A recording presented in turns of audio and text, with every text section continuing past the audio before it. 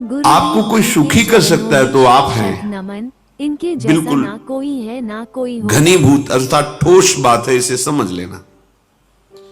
यदि आप अपने विचार के द्वारा, विवेक के द्वारा अधर्माचरणों का त्याग करके धर्म पूर्वक जीवन व्यतीत करते हुए भगवान नाम जप करते हैं, तो पूर्व पाप कर्म के अनुसार जब देह रचा गया तो उसमें जो प्रारब्ध दुख सुख का है वो तो आएगा, गुरुदेव जी के चरणों में पर आपको परास्त नहीं कर पाएगा। इनके जैसा ना कोई और है, आगे आपके लिए महासुख है जो दुख और सुख दोनों से परे है। अखंड प्रसन्नता, अखंड आनंद, वो केवल आपके करने से होगा। उपदेश मिल सकते हैं, मार्ग बताया जा सकता है, आपको सहयोग मिल सकता है, पर चलना आपको होगा। यदि आप नहीं चले तो ये कहीं भ्रम हो कि मैं कहीं जाऊं और मेरी दुख निवृत्ति हो जाए, तो इस भ्रम को छोड़ देना आप। क्योंकि हम आप तो बहुत छोटे जीव हैं, अर्थात बहुत लघु तपस्या, लघु पुण्य वाले हैं। हम उन महापुरुषों की बात करते हैं जिन्होंने आजीवन ऐसा तप संचय किया, फिर भी उनके शरीर में भारी से भारी दुख देखे गए। के चरणों में शत शत नमन, इनके ये दुख जैसा और ना सुख कोई है ना कोई होगा। एक भ्रमात्मक इंद्रजाल है माया का, ना दुख है न सुख है। जैसे जो सपने सिर काटे कोई, बिन जागे दुख दूर न होई। ऐसे स्वप्न में तुम चक्रवर्ती सम्राट बन जाओ तो जगने पर तुम थोड़ी रहोगे, तुम जो हो वही होगे। हम भगवान के चिदानंद अंश हैं। ये भूलकर हम अपने को स्त्री पुरुष, अच्छा बुरा, धनी निर्धन, दुखी सुखी आदि आदि बहुत सा प्रपंच है, इसे हम अपने दिमाग में बैठा लिया है। जब तक आप ये प्रपंच नहीं छोड़ोगे तब तक आपको सुखी कोई कर ही नहीं सकता, क्योंकि दुखालयम नाशवान संसार का तो तुमने अस्तित्व रखा है। अगर ये किसी के दूर करने से होता तो स्वयं जगत गुरु परब्रह्म परमात्म तत्व भगवान श्री कृष्ण सामने हैं और अर्जुन को कह रहे हैं, मात्रा स्पर्शास्तु कौन्तेय शीतोष्ण सुख दुखदा आगमा पायनो अनित्यास्तास्तितिक्षस्व भारत।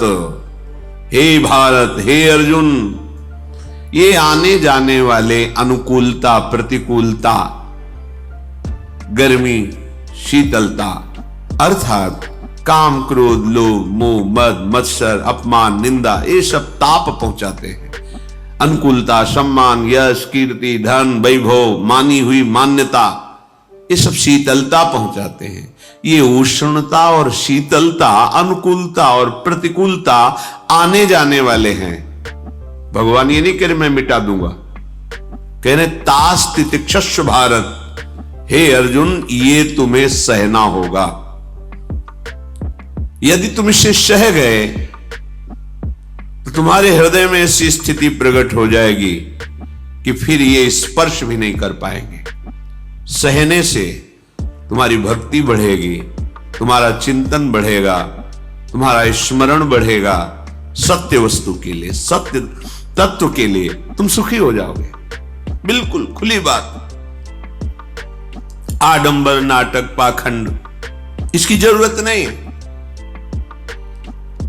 प्राकृतिक भोगों में सुख बुद्धि, देहाभिमान, विद्यारूप महत्वकुल धन यौवन अभिमान, यही तुम्हारे दुख का मूल है और ये कोई दूसरा नहीं हटा सकता। ये तुम्हें अपने विवेक सत्संग से प्राप्त हुए विवेक के द्वारा, शास्त्र स्वाध्याय से प्राप्त हुए विवेक के द्वारा इसे तुम्हें त्यागना है। दुख तुम पकड़े हो तो छुड़ा कौन सकता है? छुड़ाना तो आपको ही पड़ेगा। अगर कोई वादा करता है कि मैं आपको दुख रहित कर दूंगा, मुझे आज तक समझ में नहीं आया। दुख रहित होने का जो उपाय है वो गुरुजन महापुरुष संत जन बताते हैं। कि जब चारों ओर अंधेरा छा रहा हो, कोई अपना न दिखाई दे रहा हो, केवल दुख ही दुख, अशांति ही अशांति, उस समय आप देखिएगा कोई एक है जो आपको बहुत प्यार कर रहा है। वो हमारे प्रभु हैं। आप जिनकी तरफ पीठ किए हो और जहां दुख है उधर मुख किए हो, वापस घूमो, सन्मुख होइएगा। सन्मुख होए जीव मोहि जबहि, जन्म कोटि अघनाशों तबहि। करोड़ों जन्मों के पाप नष्ट कर देते हैं भगवान। जहां प्रभु की तरफ हुए तो पता चला बहुत जन्मों से बिछुड़ा था, वो मेरे स्वामी मिल गए। भारी से भारी संकट की निवृत्ति के लिए एकमात्र उपाय भगवान श्री हरि का आश्रय, उनके नाम का जप। सत्य मान लीजिए, आडंबर से कुछ नहीं होना। चाहे जितने जंतुर बांध लो, चाहे जितना जो कुछ जादू टोना जो मनावे सो कर लो, बारी मथे घृत होए बरु शिकताते बरु तेल, बिनु हरि भजन न भवतरी यह सिद्धांत अपेल। विनिश्चितम बदामिते नान्यथा वचांस में हरि भजंती। अटल बात है, यदि भजन नहीं करोगे तो तुम्हें कोई सुखी नहीं कर सकता। तात्कालिक आपको ऐसा लग सकता है मेरा काम बन गया, नहीं, वो तत्कालिक है। हमारा काम बनना तो तब होगा जो हमारा आवागमन मिट जाए, सदा सदा के लिए मुझे ऐसी वस्तु प्राप्त हो जाए कि जहां चाह ही खत्म हो गई, जहां दुख ही खत्म हो गया। वो हमारा स्वरूप है, वो हमारे आराध्य देव है। प्रार्थना मान लीजिए, भटकाव से बचिए। ये कलिकाल मलायतन मन कर देख विचार, श्री रघुनाथ नाम बिन नाहिन आन आधार। महापुरुषों ने स्पष्ट कहा है।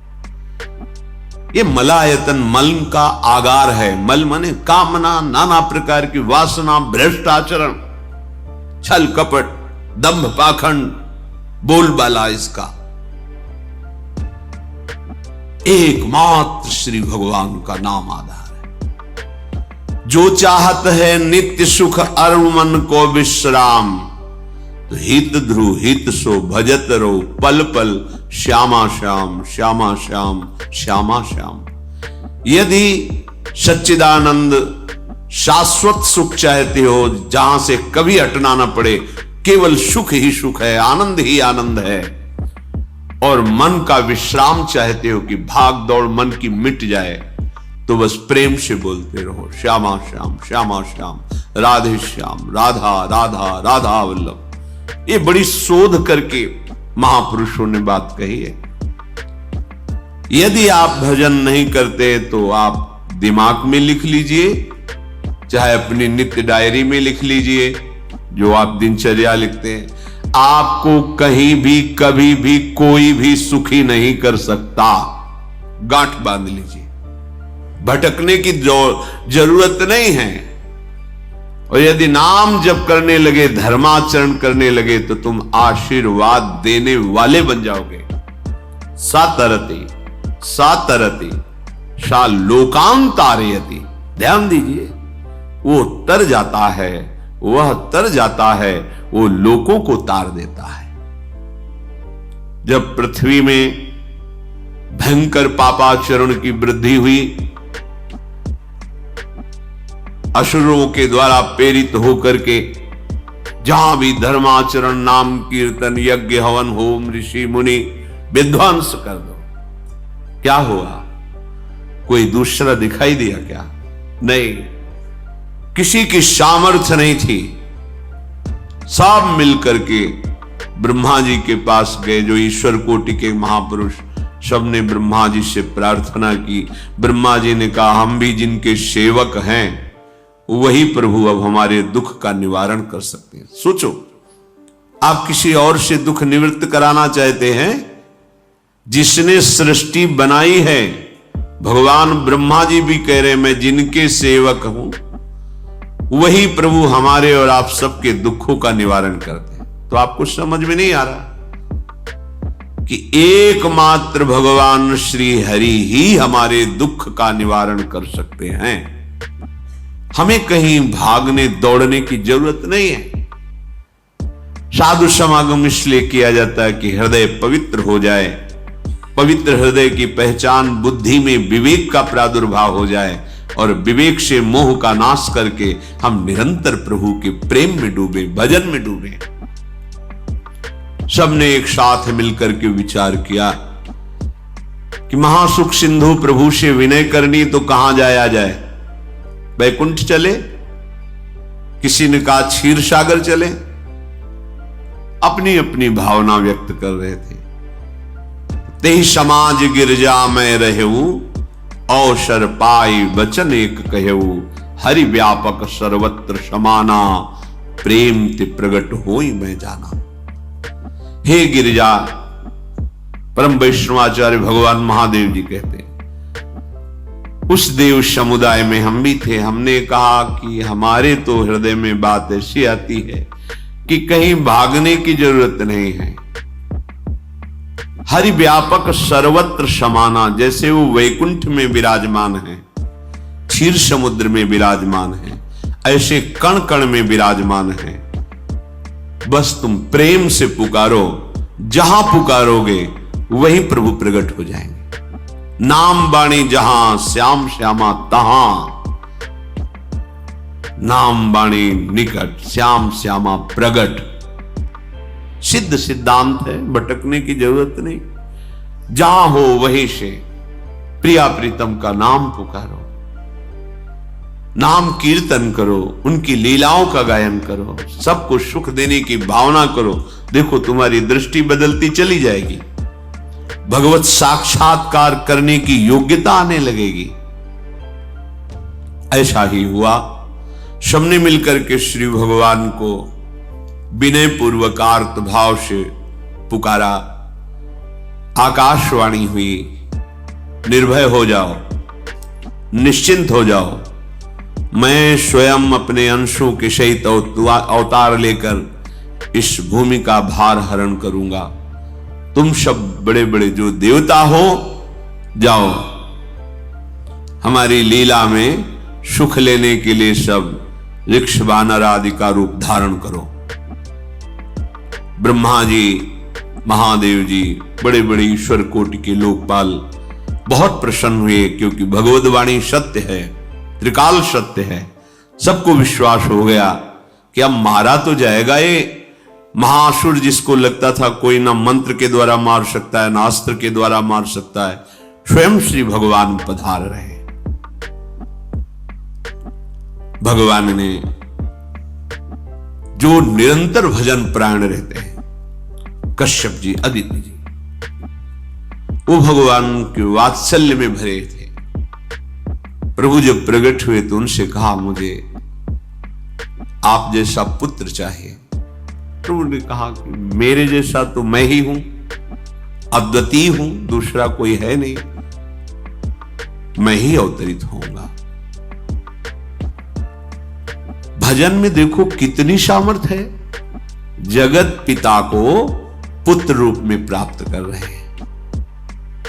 वही चक्रवर्ती सम्राट अवधपुरी के नरेश महाराज दशरथ जी के रूप में, जिनके महामहिम अद्भुत सौभाग्य प्राप्त करने वाली 3 ये रानियां, श्री कौशल्या जी, श्री कैकेयी जी, श्री सुमित्रा, गुरुदेव जी के चरण भगवान वशिष्ठ जी, नमन, इनके जैसा ना कोई है, इनके ना गुरुदेव कोई हैं। होगा। प्रायः बड़े बड़े महान जो राज्य पालक रहे, उनके ऊपर, राजा के ऊपर महाराजा विराजमान रहे। ऊपर से स्वर्गलोक आदि लोकों से भी यह शिक्षा मिली है। देवराजेंद्र तो भगवान बृहस्पति, दैत्यराज बलि तो भगवान शुक्राचार्य, जनक जी तो सदानंद जी महाराज, दशरथ जी तो वशिष्ठ जी महाराज। ऐसा था, क्योंकि जहां हमारा विवेक काम नहीं करता, वहां ये ब्रह्मबोध संपन्न महापुरुष तत्काल हमको संभालते हैं। महाराज दशरथ जी के हृदय में प्रबल लालसा हुई कि अब अवस्था व्यतीत होती जा रही है, पर जो गृहस्थ धर्म का परम लाभ है वो तो हुआ ही नहीं। वशिष्ठ जी के चरणों में प्रणाम करके कहा, भगवान एक ही बात की असंतुष्टता है, हमारे कोई पुत्र नहीं है। वशिष्ठ जी ध्यानस्थ हुए, ध्यान में देखा और उनका तुम्हारा जैसा सौभाग्य अन्य का किसी का नहीं हो सकता। तुम्हारे यहां स्वयं सच्चिदानंद भगवान श्री हरि अपने अंशों के साथ अवतरित हो रहे। श्रृंगी ऋषि को बुलाया गया, पुत्रष्ट यज्ञ करी, उसमें साक्षात भगवान अग्निदेव प्रकट होकर के खीर दिया और कहा अपनी रानियों को पवा दीजिए। वशिष्ठ जी के आज्ञा के अनुसार उस खीर को 2 भाग में किया। प्रथम भाग श्री कौशल्या जी को दिया, जो दूसरा भाग था उसके 2 भाग किए, उसका 1 भाग कैकेयी जी को दिया। अब जो 1 भाग बचा उसके 2 भाग किए और वशिष्ठ जी की आज्ञा के अनुसार एक माता कौशल्या जी को, एक कैकेयी जी को दिया। उन्होंने अपने हाथ से सुमित्रा जी को दिया, तो सुमित्रा जी के गर्भ से लक्ष्मण और शत्रुघ्न, कौशल्या जी ने जो भाग दिया उससे लक्ष्मण जी प्रकट हुए, जो रामचरण अनुरागी, अद्भुत अद्भुत हरि प्रेमी। शत्रुघ्न जी भरत चरणों का आश्रय लिए हुए राम जी का सेवन करते। बड़ा रहस्य है, कितनी मर्यादा है। गुरुदेव जी के चरणों में गुरु की आज्ञा से इनके जैसा ना कोई जहां जैसा विधान होना चाहिए वैसा, तो बड़ा मंगल शुरू।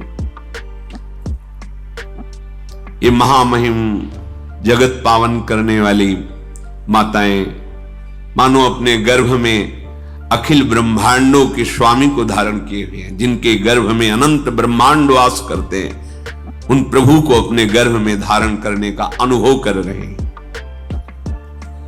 महाराज दशरथ बहुत प्रसन्न है। ये जीवन का परम लाभ है। प्रभु हमारे कोई भी हो, माता पिता भाई बंधु सखा पति प्रीतम पुत्र, कुछ भी, ये तो ऐसे करुणामय कोई भाव रख लो और गाढ़ भाव कर लो तो आपको अनुभव कराने लगेंगे। जिस भाव से आप देखोगे कैसा सुख महाराज दशरथ जी को हो रहा होगा, जिनको गुरुदेव से पता है कि स्वयं भगवान पधार रहे। प्रतिपल इनके दर्शन करके कौशल्या जी, कैकेयी जी, सुमित्रा जी के प्रेम पुलकित रहते हैं। दशरथ जी अहो भाग्य, साक्षात भगवान पधार रहे। समय व्यतीत हुआ, जोग लगन गृह बार तिथि सकल भये अनुकूल, चर अरु अचर हर्ष जुत राम जन्म सुख मूल। ठीक योग लगन ग्रह वार तिथि सब अनुकूल हो गई। कब? जिसके हृदय में प्रभु का प्रकाश हो जाता है। जो प्रभु के भजन में रहता है तो योग लगन ग्रह वार तिथि नक्षत्र सब अनुकूल हो जाते हैं। जो पे कृष्ण चरण मन अर्पित तो करी है का नवग्रह रंग। 7 ग्रह नक्षत्र वार तिथि, ये जितने भी विघ्न कारक या शुभ कारक है, ये सब शासन में रहते हैं। जिसके हृदय में भगवान नाम चल, जिते विनायक शुभ अशुभ ये विघ्न करे नहीं कोई, क्योंकि भगवान का नाम चल रहा है, हृदय में भगवान प्रकाशित हो गए हैं, परमानंद अनुभव होता है। ऐसे भगवान जगत में प्रकट हो रहे हैं। ये तो कभी कभी अवतार होता है, पर ये अवतार होता ही रहता है। भगत के हृदय रूपी महल में अवतार होता रहता है। जो निरंतर भगवत चिंतन परायण अपने अहम को भगवान के चरणों में समर्पित किया तो भय प्रकट कृपाला, यही हृदय में प्रकाशित